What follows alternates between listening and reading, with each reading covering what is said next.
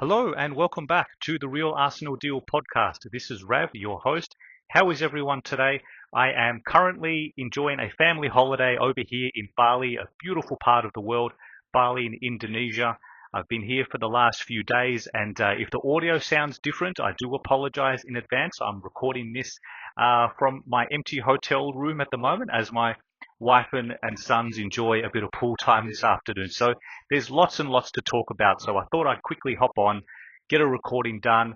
Arsenal's pre-season has now officially kicked off with the club now in Singapore, playing AC Milan last night. So a lot of talking points that I wanted to jump on and just crack straight into it. So here we go. Because those words are usually synonymous with a imminent transfer. Viktor Gyökeres, the structure and the fee has finally been agreed.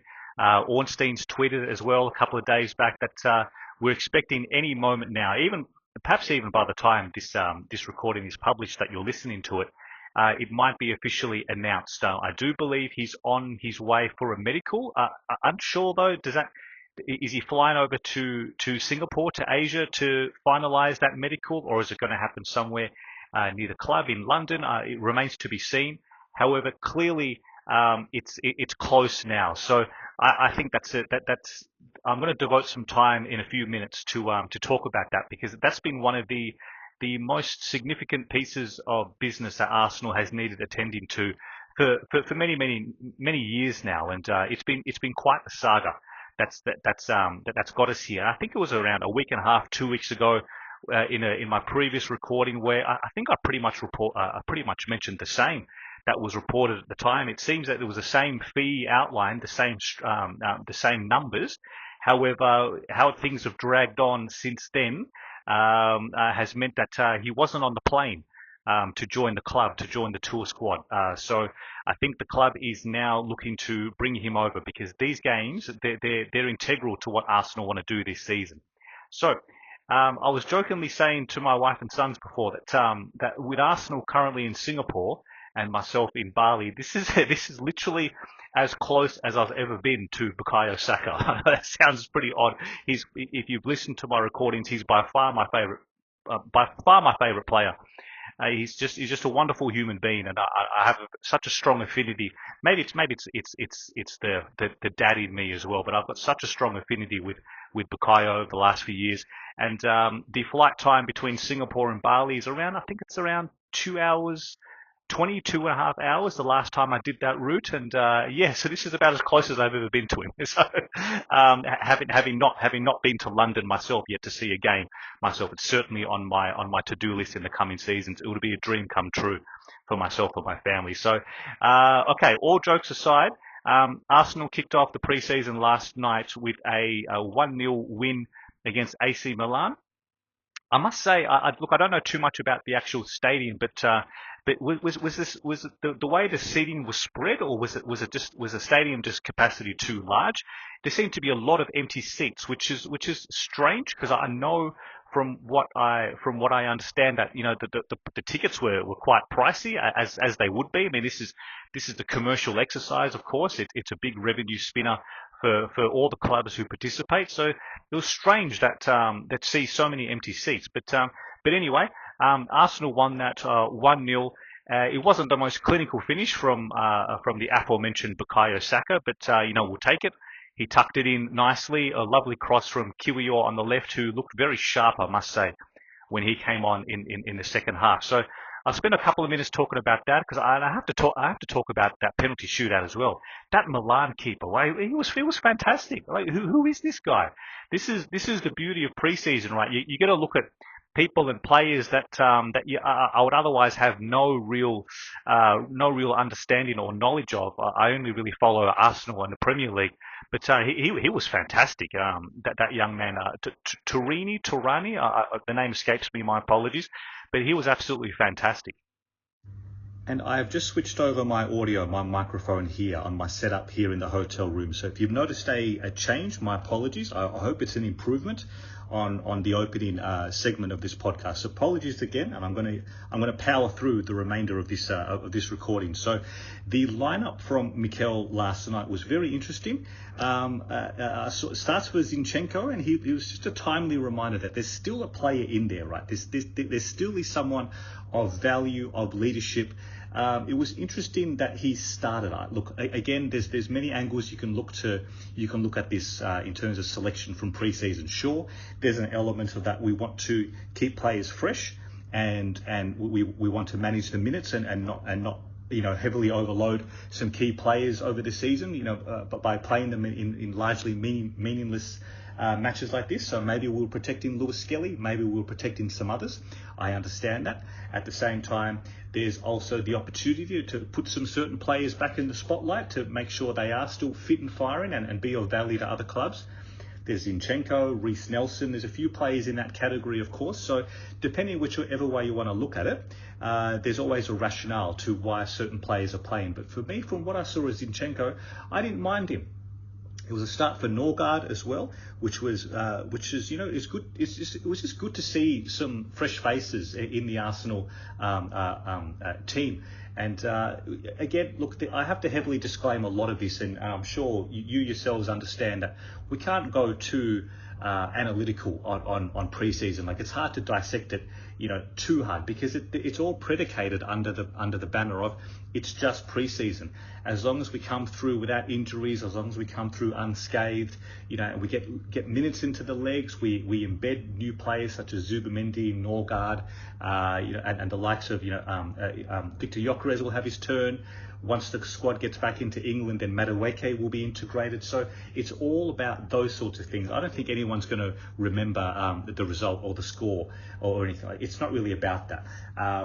Yes, I would have liked to have seen more goals, because I actually think Arsenal were largely in control of this match. Just some similarities to last season. Maybe it was a story of last season that we had large periods of dominance and control but couldn't find the back of the net. Their last final pass was missing a few times. Martinelli got into some good positions, but just he doesn't quite nail that final ball when he gets in behind the full back. And maybe we can move the ball a bit quicker at times in the front third. And all those questions still linger. That young goalkeeper who I mentioned before, he kept Arsenal out in the last 15-20 minutes. We probably should have scored 2 or 3 more times. He made some brilliant saves. One in particular from a fantastic header from Marino. That was going in. That was going into the far corner. He was at full stretch, the young goalkeeper, and kept it out. So fair play. Credit to him. There was also a penalty shootout at the end, which I think they were always going to do, irrespective of the result. And Kepa's made 3 saves. It all dived into his left. That was some great moments for him. Again, the same Milan goalkeeper, Turani.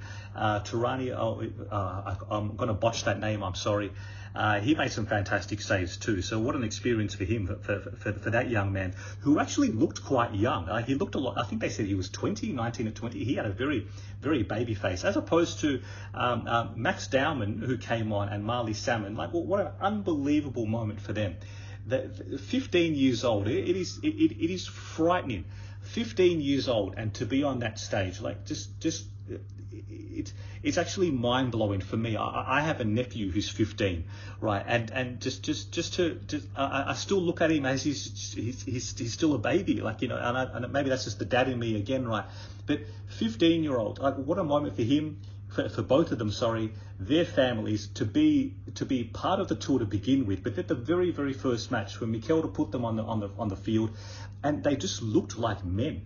All right, their physiques, yes, of course, as they're still 15, right? So their bodies are going to fill out in their late teens. They're still developing their bodies, and they're going to put on muscle and weight and all that stuff, right? To actually establish themselves as senior first team players. But for now, they didn't look out of place. A couple of turns from Dowman, this guy, he just looked fantastic.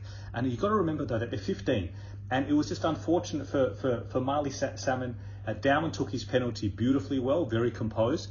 And I just look, when Salmon missed his penalty, I really felt for him. My heart broke a bit for him.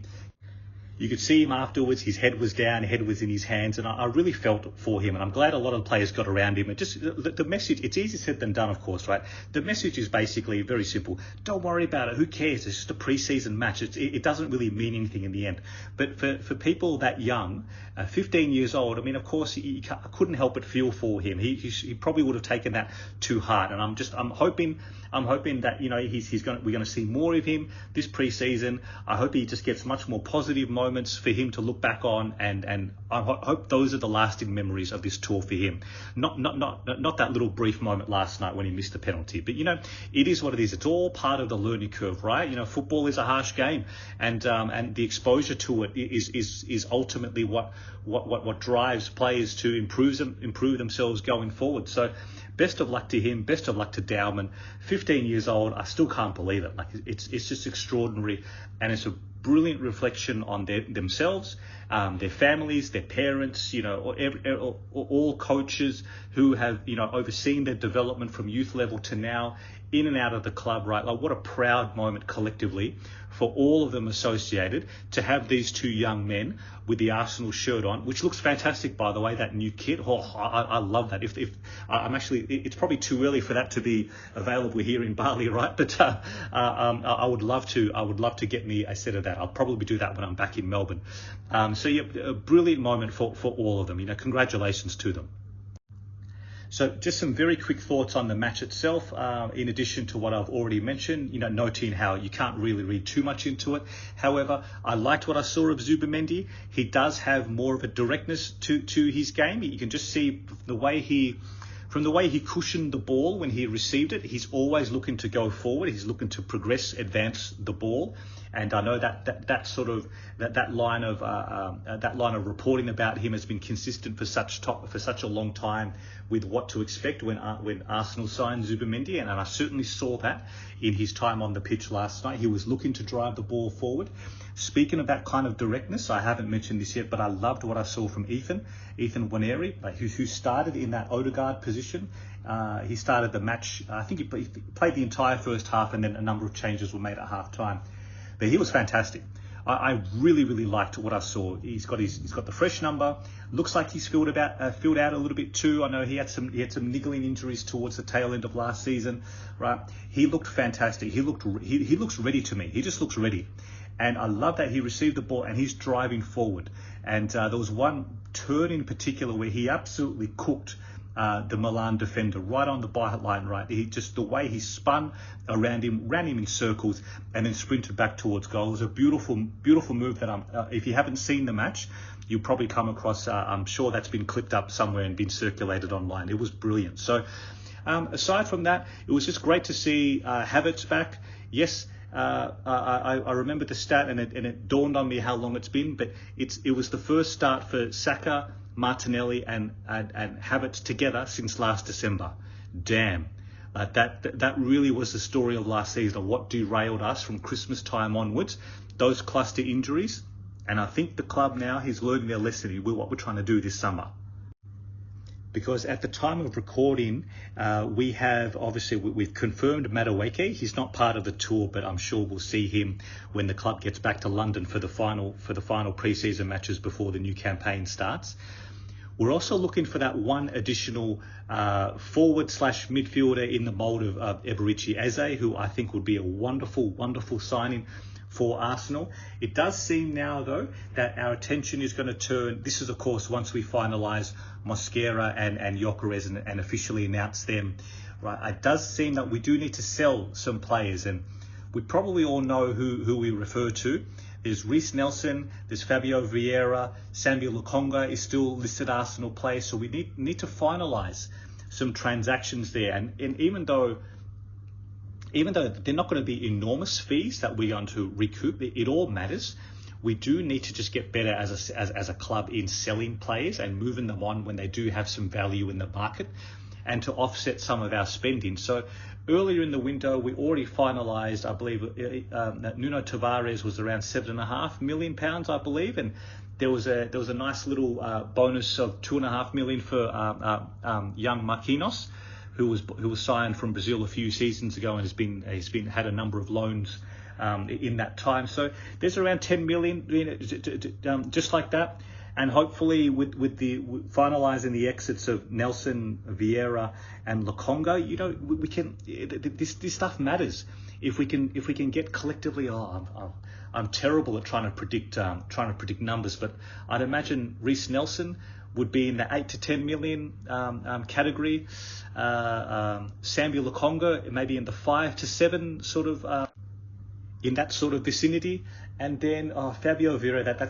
That's a hard one because usually the clubs who you're looking to sell him to, I believe some Italian clubs are linked. You usually don't get very favourable terms with those types of transactions, but maybe in the sort of 12 to 15 million range. Again, you might you're probably laughing listening to my valuations. I'm usually way off, but yeah, look, it all adds up. That's the point I'm trying to make. We need to finalise some of these transactions. Personally, I would much prefer to keep Kiwior. I would much prefer to keep Zinchenko. However, if good offers come and if the players themselves, wish to pursue, more of a first team senior career elsewhere, I don't think the club is going to stand in the way. I think we will facilitate that if that's what they truly wish. So let's wait and see how that unfolds. However, Trossard, it was rumoured a couple of weeks back that there was some interest from Turkey, from Fenerbahce at the time. There was also some rumours that, we were looking to not exactly extend his contract, but give him a wage bump on his existing deal. And even that's gone a little bit quiet since, so not quite sure what's happening there. But it does seem that we need to finalise some sales before we get that cherry on top signing, such as Eze.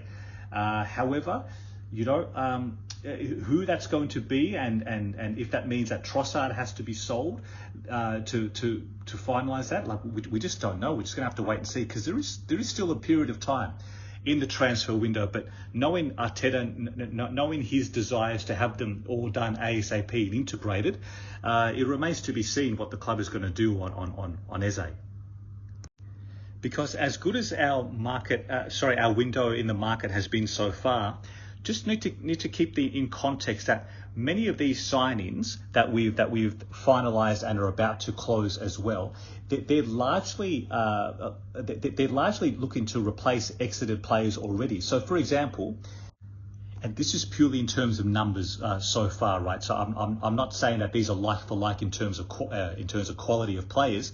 I'm talking purely in numbers. So as at the end of last season, in terms of players who have left, we've had Tierney leave, we've had Jorginho, Thomas Partey, we've had Sterling and Neto return to their respective parent clubs after their loans. Right. In addition to that, we've cancelled the contract mutually for Tomiyasu. So in terms of incomings, we've obviously then signed two midfielders to replace the two midfielders who are left, Norgard and Zubimendi. We've also confirmed the signing of Madueke, right, to replace that role of Sterling in last year's squad as a forward. We're also looking to finalise Mosquera. Right, and we've also had Tomiyasu and Tierney out, so only one in so far, and hopefully we have a better run with injuries. Right, now that Ben White is back in the squad and whatnot, so I'm hoping for a much better run there. We should be okay for numbers in the defenders, but I'll just to finish this point, and then of course we've signed Kepa, right, because we needed to sign a number 2 because Neto left last year. So you've largely got the same terms in terms of numbers, 5 or 6 out, 5 or 6 in so far. So I still do feel that we're short. We're short of one player. Yes, Gabriel Jesus will return to that forward group, but we're not expecting him until the end of this calendar year, right, around Christmas time, from a very significant injury. So I still do believe we're short. And if there's one thing Arsenal don't want to do is find ourselves short yet again. When the matches start coming in thick and fast and we're playing 3 times a week and we are getting to those crunch Christmas time fixtures, and then come February, March, Champions League resumes, we have big matches midweek, big Premier League matches on the weekend, and the squad is it's all hands on deck. We don't want to find ourselves short again. And all the noises coming out from the club, all the noises from Mikel especially, is that they're given the sense that they know this, that they're going to learn from those mistakes, and whatever happened last year, for whatever reasons, it just shouldn't have happened, but it did, and we would be somewhat foolish to roll the dice on such things again, because it can really come back to bite us. And we just don't want that. We don't want to fall flat on our face again, right? Because what happened last year, right, for all the contributing factors, injuries, poor planning, bad luck, all those factors played a part. We need to mitigate that. And everything I'm seeing so far that's been transmitted from the club suggests that we are doing that. So just that one last piece of the puzzle, that one last signing to really upgrade on the left. And I know Eze is not your out and out, left winger that's in the mold of, say, someone like Rodrigo is, but I would much prefer that we do a signing like him because of what he can bring to the club, what he can bring in terms of creativity. He can play in these inside channels. He can deputise for Odegaard, because Odegaard, he was running to the ground last season.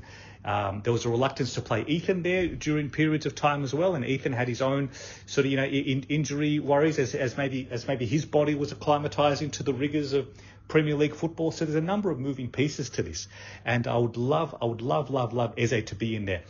Personally, for me, Eze at around 67, 68 million pounds, I think that's much more of a sure thing than Rodrigo for closer to 100 on top of his wages as well. Like for me, I just can't see that happening anymore. I just think the numbers, the financial outlay, I just don't see it happening, and I don't think we should do that. I think it should be Eze.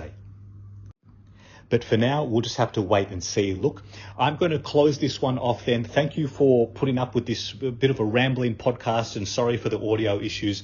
Thank you so much for listening. I'm going to be back on again soon to record after the next match. I'm also trying to work on a bit of a collaboration in the background with another big Arsenal podcaster. I'm looking forward to that. We are just trying to convene the timings for us to record that one sometime next week. But if you could be kind enough, please, to follow on your podcast platform, Apple or Spotify, please leave me a review. That will be most appreciated. It will help engagement, and like and subscribe if you're listening to this on YouTube. Thank you so much as always. Please send me any feedback or any questions you want me to cover for the next one. And until then, look after yourselves, be kind to each other, take care, and come on Arsenal.